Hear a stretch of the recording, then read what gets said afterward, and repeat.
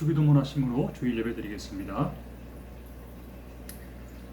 하늘에 계신 우리 아버지여, 이름이 거룩히 여김을 받으시오며 나라의 임하옵시며 뜻이 하늘에서 이루어진 것 같이 땅에서도 이루어지이다. 오늘날 우리에게 일용할 양식을 주옵시고 우리가 우리에게 죄 지은 자를 사하여 준 것 같이 우리 죄를 사하여 주옵시고 우리를 시험에 들게 하지 마옵시고 다만 악에서 구하옵소서.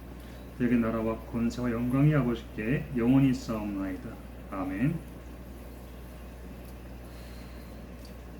찬송가 430장 찬양하겠습니다. 430장입니다.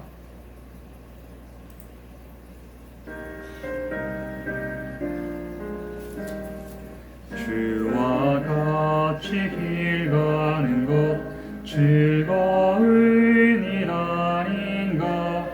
우리 주님 걸어가신 발자 취를 밟겠네. 한 걸음 한 걸음 주 예수와 함께 날마다 날마다 우리 걸어가리. 어린아이 같은 우리 미련하고 약하나 주의 손에 이끌리어 생명길로 가겠네. 한 걸음 한 걸음 주 예수와 함께 날마다 날마다 우리 걸어가리. 꽃이 피는 들판이나 험한 골짜기라도 주가 인도하는 대로 주와 같이 가겠네. 한 걸음 한 걸음 주 예수와 함께 날마다 날마다 우리 걸어가리.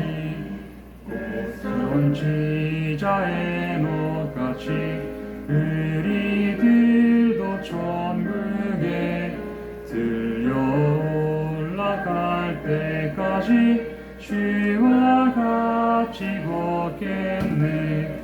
한 걸음 한 걸음 주 예수와 함께 날마다 날마다 우리 걸어가리.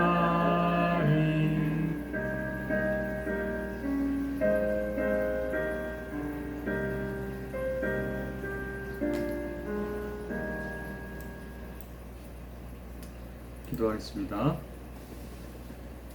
주오신 하나님, 또 일주일 동안 은혜와 사랑으로 우리를 지켜주시고 어려운 시기에도 온라인으로 TBS 모든 가족들이 예배 참여할 수 있도록 복음의 자유와 평화 주심을 감사드립니다. 부끄러운 죄와 허물들은 보혈로 깨끗이 씻음 받아서 거룩한 예복으로 갈아입고 돌아가는 복된 주일이 되게 하옵소서. 형식적으로 이루어지는 율법 생활이 되지 아니하고 가슴을 찢고 회개하는 마음으로 주님 앞에 엎드리는 시간이 되길 원합니다.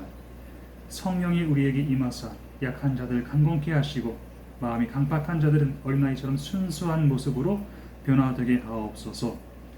복음의 씨앗이 뿌려질 때에 새가 와서 주워 먹지 못하도록 성령이 우리의 마음을 지키시고 전하는 자와 듣는 자 모두에게 은혜 주시길 원하오며 예수님의 이름으로 기도 올려드립니다. 아멘.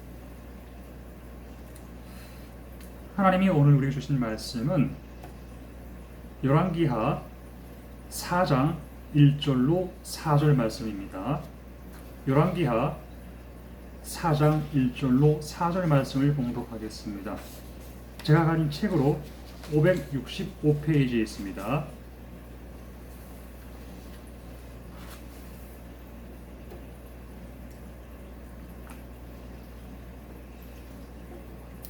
선지자의 제자들의 아내 중에 한 여인이 엘리사에게 부르짖어 이르되 당신의 종 나의 남편이 이미 죽었는데 당신의 종이 여호와를 경외한 줄은 당신이 아시는 바니이다.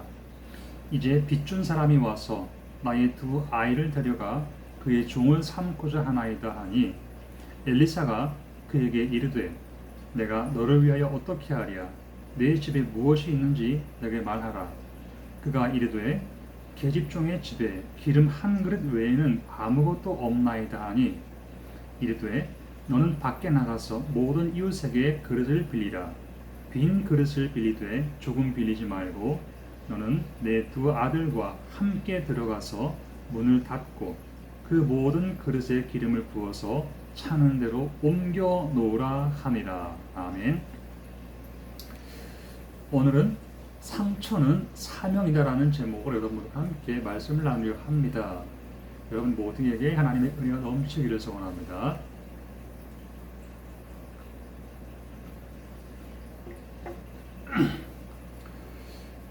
술이 없으면 단 한 시간도 살 수 없는 알코올 중독자 아버지에게 두 아들이 있었습니다. 아버지는 재산까지 팔아서 술을 마시다가 결국 폐가 망신하고 말았습니다. 그 후로 큰 아들은 입에 술을 한 모금도 대지 않는 사람이 되었어요. 그런데 둘째 아들은 아버지와 똑같은 술 고래가 되었습니다. 두 아들의 모습을 지켜본 신문 기자가 큰 아들에게 물었습니다. 왜 술을 마시지 않습니까? 큰 아들이 대답합니다. 우리 아버지가 술로 폐가 망신했는데 내가 어떻게 술을 마실 수 있겠어요? 그 다음 기자가 둘째 아들에게 물었습니다. 당신은 왜 그토록 술을 많이 마십니까? 둘째가 대답했어요. 우리 아버지가 집안 다 말아 먹었는데 내가 속상해서 술을 안 마실 수 있겠어요?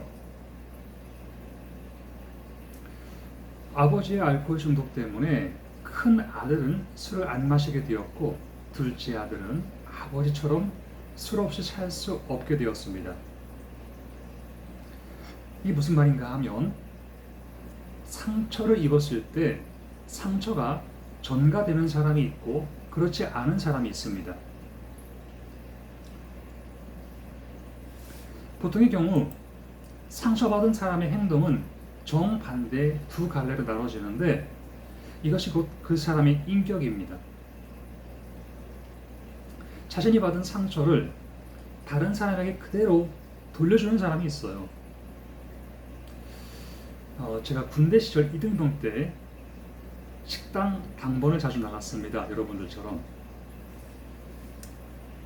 어느 날 제 바로 위에 고참, 일병 고참이 식당 뒤로 저를 부르더니 바닥에 주전자 뚜껑을 두고서 저더러 그 위에 머리를 박으라는 거예요. 그런데 아무리 박으려고 했어도 도저히 중심 잡기가 안 되었습니다.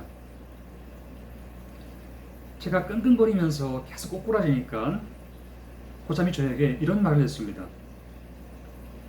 야 임마, 나 때는 말이야 치약 뚜껑에 대가리 박았어.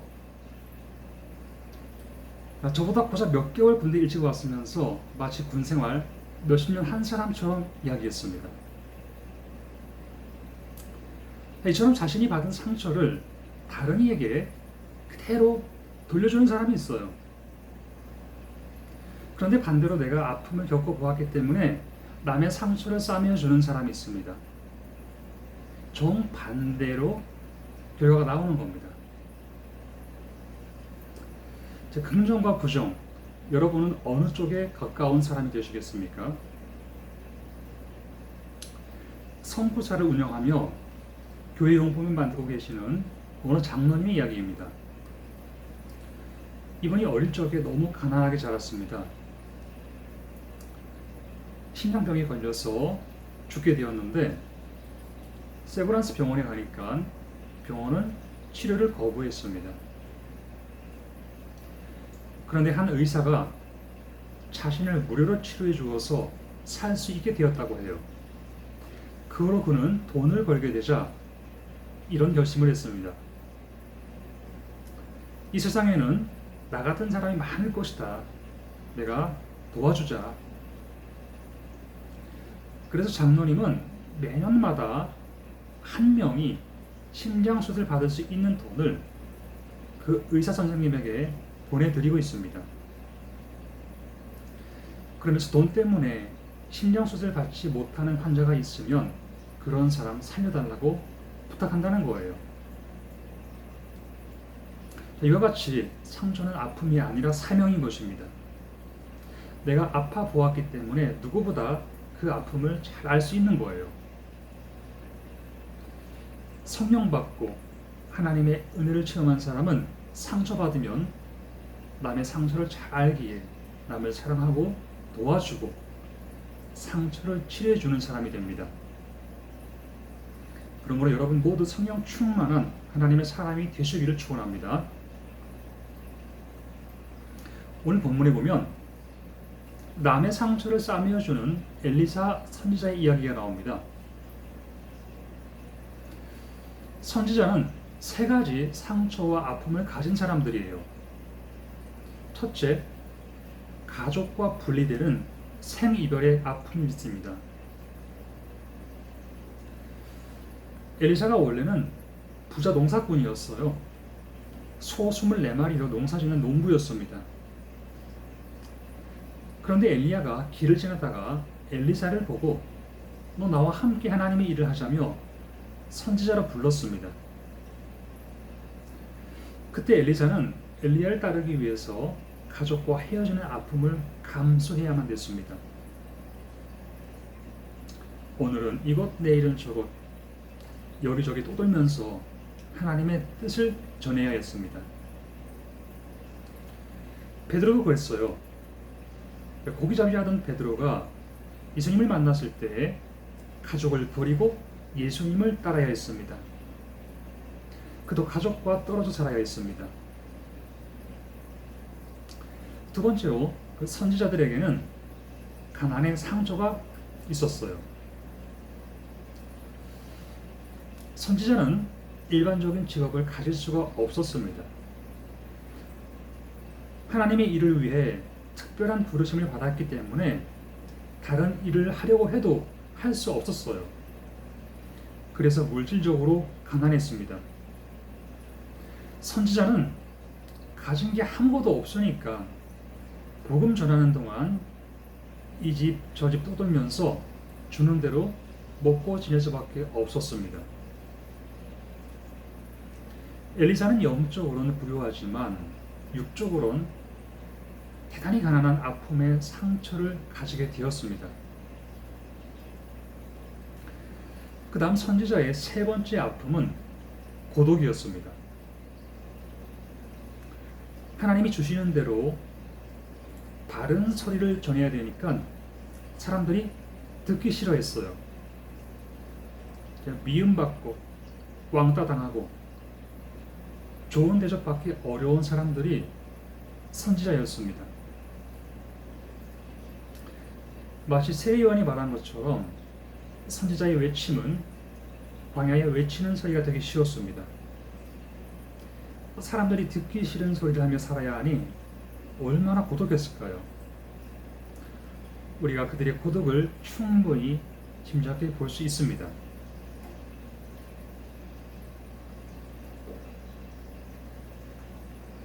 선지자는 내가 아프기에 당신의 아픔을 이해하는 사람이 되었던 거예요. 열왕기하 4장에서 한 여인이 엘리사에게 부르짖는 이야기가 나오는데 여인의 사정이 너무나 딱합니다. 죽은 엘리사 제자의 아내가 엘리사에게 와서 도움을 구하는 이야기예요. 한 여인이 엘리사에게 부르짖어 이르되 당신의 종 나의 남편이 이미 죽었는데 당신의 종이 여호와를 경외한 줄은 당신이 아시는 바니이다. 이제 빚준 사람이 와서 나의 두 아이를 데려가 그의 종을 삼고자 하나이다. 엘리사는 이 여인의 부르짖음을 들었습니다. 그리고 내가 너를 위해 어떻게 하랴? 무엇을 해주랴? 네 집에 무엇이 있는지 내게 구하라고 말했습니다. 집에 기름 한 그릇 외에는 아무것도 없나이다. 그때 엘리사는 여인에게 너는 이웃집에 찾아가서 그릇을 최대한 빌릴 수 있는 만큼 많이 빌려오라고 했습니다. 그리고 방문을 닫고 그 그릇들이 다 채워질 때까지 기름을 계속 들고서 부으라고 했습니다. 빌려온 그릇이 다 차고 넘쳤을 때에 엘리사가 여인에게 말했어요. 너는 가서 기름을 팔아 빚을 갚고 남은 것으로 너와 네 두 아들이 생활하라. 이심전심이란 말이 있듯이 엘리야는 가족과 분리되는 상처, 가난의 상처, 고독의 상처를 지니고 사는 선지자였기에 이 여인의 상처를 잘 헤아릴 수 있었습니다. 내 몸이 아파서 고생을 해본 사람이 환자의 괴로움을 잘 알듯이 엘리사는 여인의 아픔을 잘 알고 있었습니다. 그래서 이 여인의 문제를 해결해 주었습니다. 하나님은 우리들이 상처를 싸매어 주는 사람이 되길 원하세요. 그러므로 상처는 아픔이 아니라 성도의 사명인 줄로 믿습니다. TV에 소개되었던 내용인데 30년 동안 아침 7시부터 9시까지 사거리에서 교통 정리를 하는 분이 있습니다. 매일마다 일을 한다는 거예요. 물론 무료 봉사입니다. 비가 오나 눈이 오나 한결같이 빠지지 않습니다. 어떤 기자가 그 이유를 물어보니까 그가 이런 대답을 했습니다. 내 아들이 학교 가다가 여기에서 교통사고로 세상을 떠났어요. 교통사고가 나기 쉬운 지역이에요. 그래서 다른 사람은 나 같은 상처를 당하지 않도록 하기 위해서 이 일을 하고 있습니다. 여러분, 이와 같이 하나님의 사람들에게 상처는 아픔이 아니라 사명인 거예요. 내가 아프기에 당신의 아픔도 헤아릴 수 있는 것입니다. 내가 남보다 많이 가졌다는 것은 축복이 아니라 사명입니다. 내가 남다른 아픔을 가졌다는 것은 고통이 아니라 그런 고통을 당하는 이들을 돌보라는 사명인 것입니다. 오래전 제 선배 목사님이 이런 말을 했습니다. 본인에게는 병든 자를 위해 기도하면 병이 깨끗이 나음받는 신령의 은사가 있다는 거예요. 그러면서 자신의 어린 시절 이야기를 하시는데 자기는 어려서부터 병치를 너무 많이 해서 학교도 겨우 다녔고 군대도 못 다녀왔다고 했습니다. 공부가 너무 좋아서 미국 유학을 꼭 가고 싶었는데 역시나 건강 때문에 유학을 포기했다는 것입니다. 그런데 어느 날부터인가 교인들 중에 머리 아픈 사람이 있으면 자신의 머리가 아파지고 허리 아픈 사람이 있을 때는 자신의 허리가 아파지고 하나님이 그 사람을 위해서 기도해 주라는 감동을 주신다는 거예요. 그래서 집사님, 혹시 머리 아파서 고생하세요? 네. 권사님, 허리 아파서 고생하세요? 네, 목사님, 허리가 너무 아파요. 그럼 그분들을 위해 기도해 주면 즉시로 나음받는 기적이 일어난다는 거예요.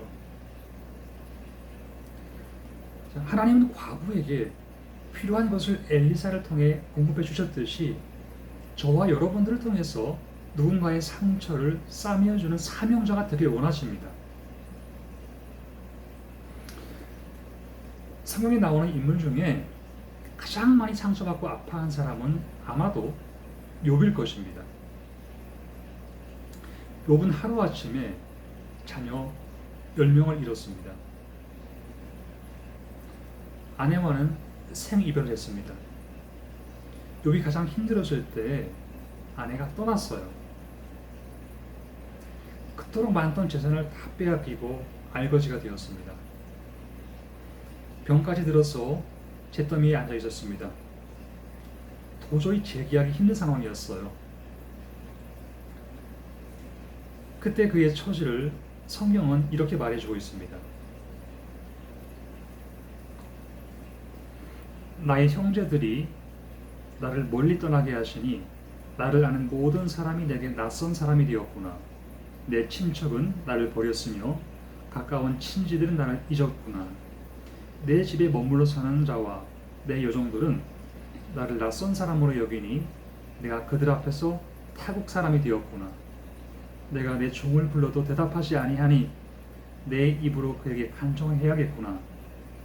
내 아내도 내 숨결을 싫어하며 내 허리의 자식들도 나를 가련하게 여기는구나. 어린아이들까지도 나를 업신여기고 내가 일어나면 나를 조롱하는구나. 나의 가까운 친구들이 나를 미워하며 내가 사랑하는 사람들이 돌이켜 나의 원수가 되었구나. 내 피부와 살이 뼈에 붙었고 남은 것은 겨우 잇몸뿐이로구나. 나의 친구야, 너희는 나를 불쌍히 여겨다오. 하나님의 손이 나를 치셨구나. 이처럼 욥은 상처투성이 신세였습니다. 욥을 위로해주는 이는 한 명도 없었습니다. 모두가 상처를 주기만 했어요.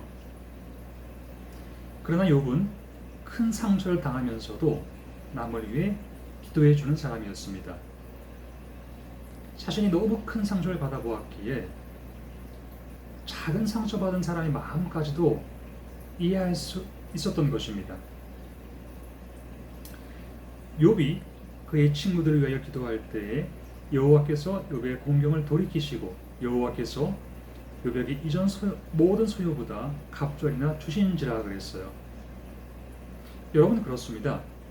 상처받은 사람은 남의 상처를 이해할 줄 압니다. 아픔을 당한 자는 남의 아픔을 헤아릴 수 있는 거예요. 그러므로 엘리사와 같은 심정을 가슴에 품으시고 다른 이의 아픔을 싸매어주는 사명자들이 다 되시기를 주님의 이름으로 축원합니다. 기도하겠습니다.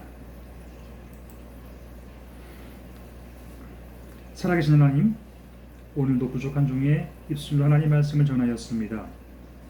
복음의 씨앗이 마음판에 깊이 새겨지게 하사 낙심 중에도 다시 일어서게 하시고 엘리사같이 크게 쓰임받아서 상처를 만져주고 또 치유해주는 능력이 있는 하나님의 사람이 되게 하옵소서. 한 손의 사랑과 한 손의 복음을 들고 땅끝까지 나아가 주님의 사랑을 전할 수 있는 복음의 사명자들이 다 되게 하여 주옵소서. 영혼들이 자라나서 풍성한 열매를 줄 수 있도록 성령이 우리를 도우시기 원하오며 예수님의 이름으로 기도드립니다. 아멘. 찬송가 370장 찬양하겠습니다. 370장입니다.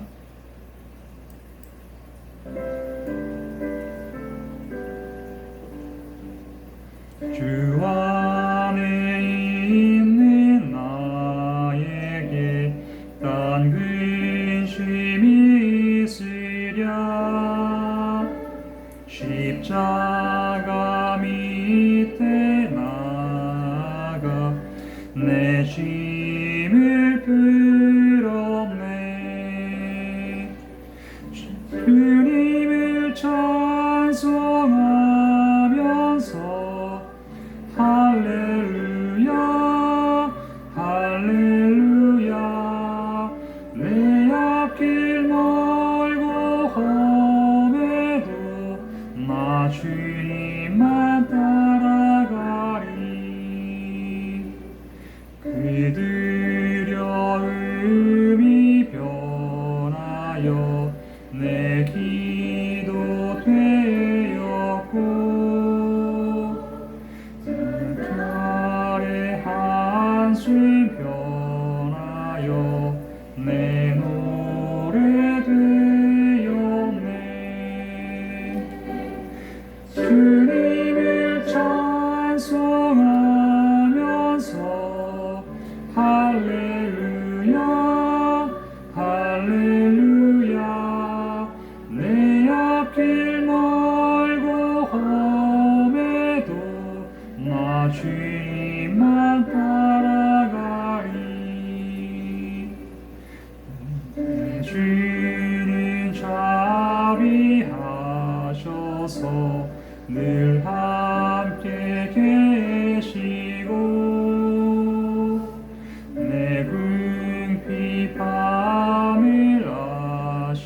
주시고 늘 채워주시네.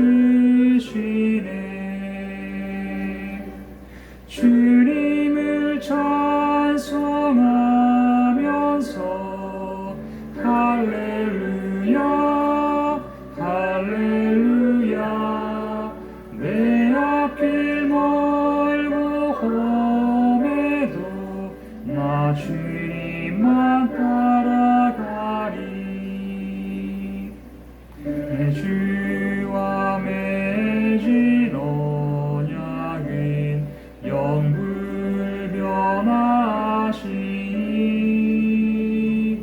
그 나라 가기까지는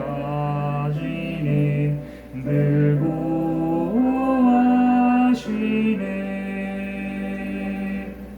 주님을 찬송하면서 할렐루야 할렐루야. 내 앞길 멀고 험해도 나 주님만 따라가리.